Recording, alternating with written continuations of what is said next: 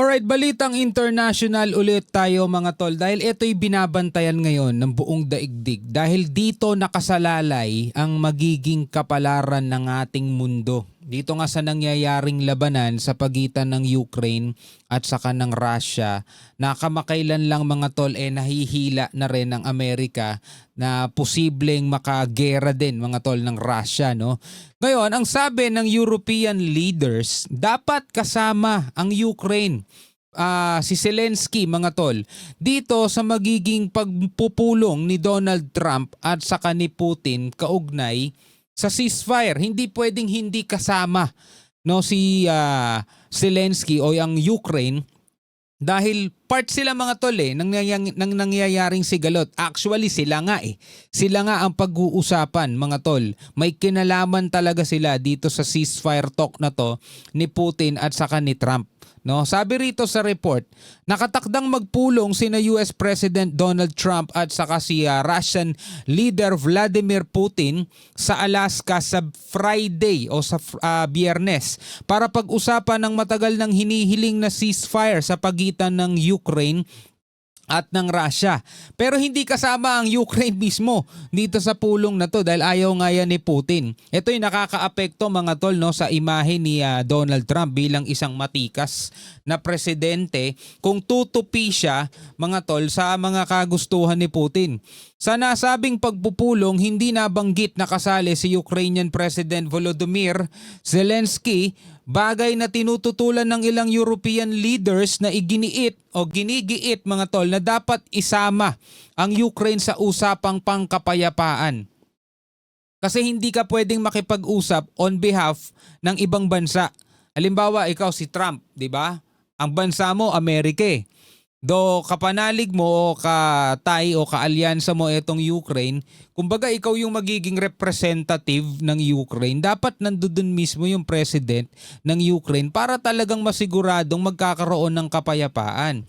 Kasi kung kayong dalawa lang mag-uusap, di ba pwedeng sumang-ayon ka, pwedeng sumang-ayon si Trump sa kagustuhan ni Putin para magkaroon ng kapayapaan. Paano kung ayaw naman ni Zelensky? Katulad na lang halimbawa mga tol, doon sa nababalita na ang gusto mangyari ni ni Putin para magkaroon daw ng kapayapaan, isuko ni Zelensky yung ibang mga bahagi ng kanyang bansa, which is pinangunahan na o pinagpauna na agad ni Zelensky na hindi siya papayag na isuko ang kanyang teritoryo sa kamay ng mga occupier o ng mga mananakop mga tol.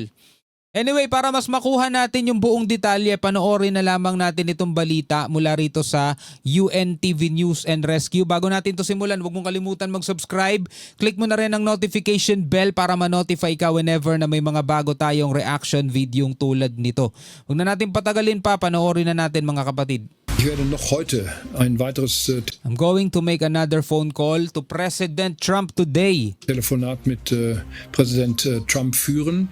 We are preparing intensively at the European level together with the American government for this meeting. Wir bereiten uns intensiv auf europäischer Ebene zusammen mit der amerikanischen Regierung auf dieses Treffen vor und wir hoffen und gehen davon aus, dass die Regierung der Ukraine and we hope and expect that Ukrainian government to participate in this meeting. Yun din ang gusto nila Dapat kasali talaga etong Ukrainian government o itong Ukraine President si Volodymyr Zelensky. dass Präsident Zelensky an diesem Treffen beteiligt wird. Mariing nanawagan ng mga leader ng Europa na dapat isama si Ukrainian President Volodymyr Zelensky sa nakatakdang pagpupulong ni President Donald Trump at Russian Putin sa Alaska. Kung ako tatanungin, tama. Dapat dito talaga trilateral meeting, hindi pwedeng bilateral kasi lalabas na representative si Trump dito at saka hindi pwede siya basta-bastang umuo nang hindi kinukonsulta sa mismong presidente ng Ukraine. Though peacekeeper siya, gusto niya ng kapayapaan, gusto niya magkaroon ng ceasefire. Magsasuggest lang magdedemand lang ng magdedemand sa kanya si Putin ito kailangan kong gawin, ito ang gusto namin, ito ang negosasyon namin para matigil ang kaguluhan sa pagitan ng Russia at ng Ukraine. Kailangan i-hand over ni Zelensky yung ibang mga part ng kanyang kanyang teritoryo. 'Diba? Pwedeng sumang-ayon si Trump tapos isasuggest na kay Zelensky, o eto ang gusto ni Putin. Kailangan ibigay mo tong mga lupain na to sa kanya kung gusto mo daw kapayapaan. Yan ang kapalit ng kapayapaan. Kaso pinagpauna na nga ni Zelensky, wala kaming ibibigay na teritoryo.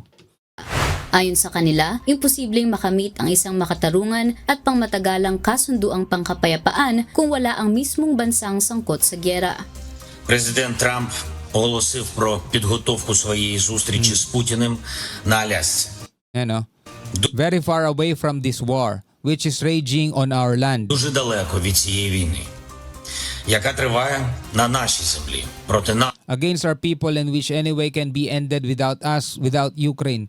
Diba? Sabi niya nga ganon, kahit na ano daw mga kapatid, kahit na anong pag-uusap yan na labag sa kanila o kaya naman na hindi sila kasali, walang makakamit na kapayapaan, sabing ganon. Нашого народу, яку все одно не закінчити без нас, без України. Diba? Hindi daw matatapos ang kaguluhan kung hindi sila kasali. Lalo-lalo na kung ang pag-uusapan nila o ang pagiging pagkakasunduan ni Trump at saka ni Putin ay labag sa kanila.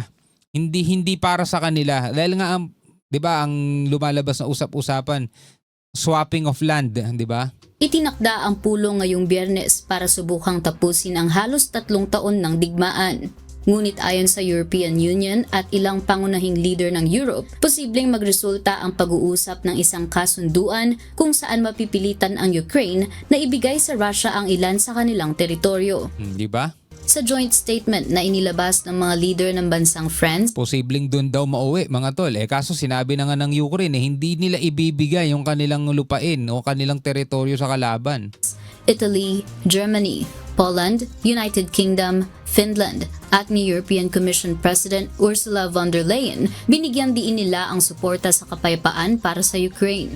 Welcome para sa kanila ang hakbang ni Trump na wakasan ang agresyon ng Russia at maglatag ng makatarungan at pangmatagalang kapayapaan para sa Ukraine. Naniniwala rin sila na ang aktibong diplomasya, suporta sa Ukraine at patuloy na pressure sa Russia ang daan para sa tagumpay ng ceasefire. Totoo naman tama din naman yung ginagawa ni Trump. 'Di ba nag-i-initiate siya ng mga ganitong mga bagay.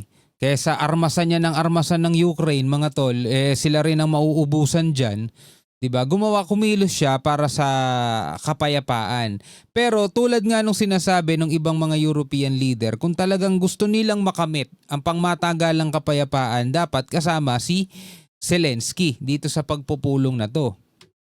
Gayunman, iginiit din nila na ang daan tungo sa kapayapaan sa Ukraine ay hindi mapagdidesisyonan kung wala ang Ukraine. Kakasabi ko lang, 'di ba?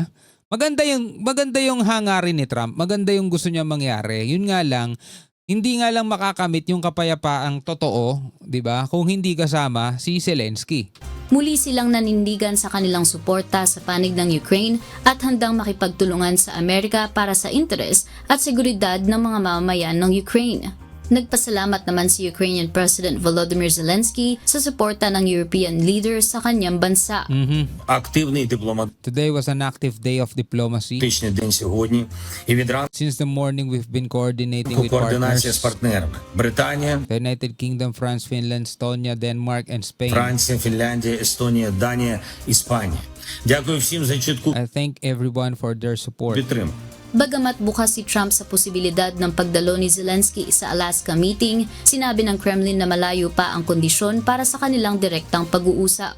February 2022 nang magsimula ang gyera nang sakupin ng Russia ang ilang bahagi ng Ukraine. Russia unang sumugod Sa kasalukuyan, kontrolado na ng Moscow ang halos ikalimang bahagi ng teritoryo, kabilang ang Luhansk, Donetsk, Kherson at Zaporizhia.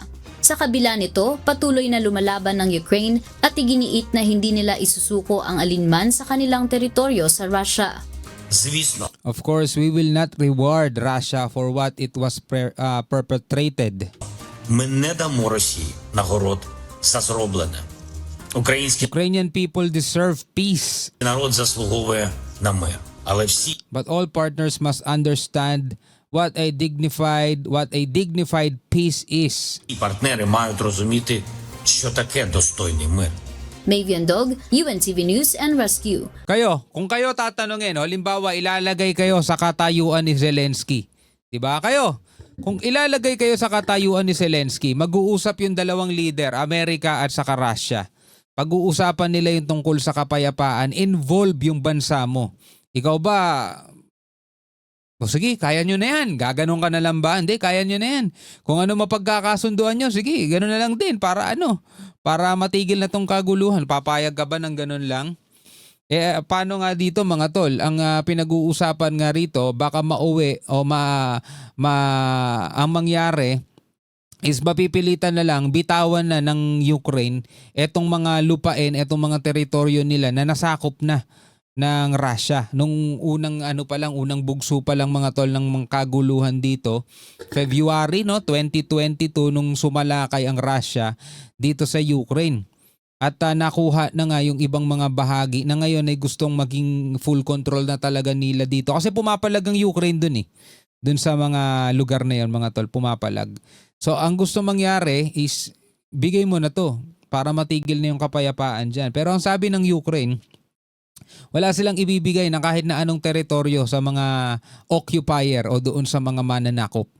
So sa madaling salita, hanggat hindi sila mga tol nagkakaroon ng totoong kasunduan, kasi ang kasunduan dapat pinag-aagrihan ng dalawang panig, hindi pwedeng isa lang.